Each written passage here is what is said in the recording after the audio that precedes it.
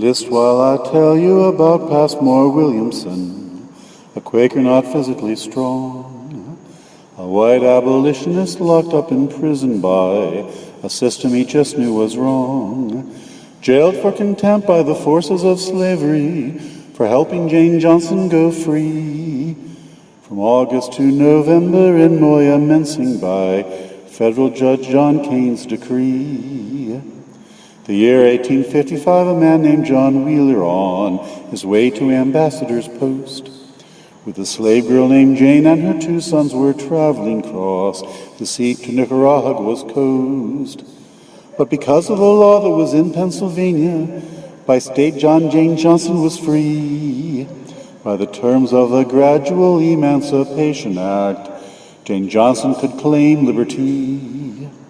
A note had been brought to the office of William Still with news of the fugitive's plight, that someone in bondage now wanted their liberty. William Still knew what was right. He and friend Passmore then went to the ferry wharf on the bottom of Old Walnut Street.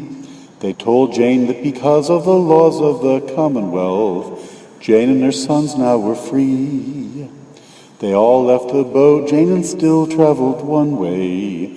Passmore went off in the other, deliberately not knowing where Jane now was going, believing that that would give cover.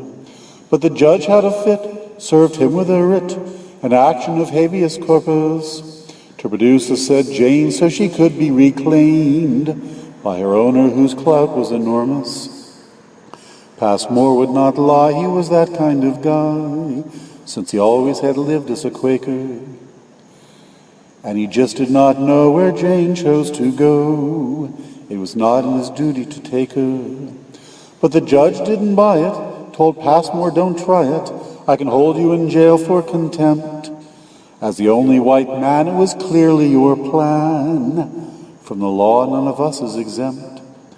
So in Moyamensing, Passmore sat in his cell, a martyr for 100 days, unmending, unyielding in the eye of the storm, a resolve to do right in his gaze, a prisoner of conscience in cell 71, away from his family and wife, suffering from damp and the rheumatism that would plague him the rest of his life.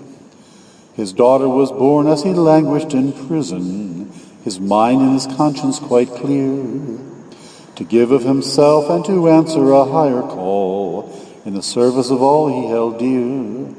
The national press had a field day because of it, both supportive and negative views, state rights and federal law, freedom and slavery. The people now pondered the news. So what can we learn from the story of Passmore, who suffered in the cause of the right?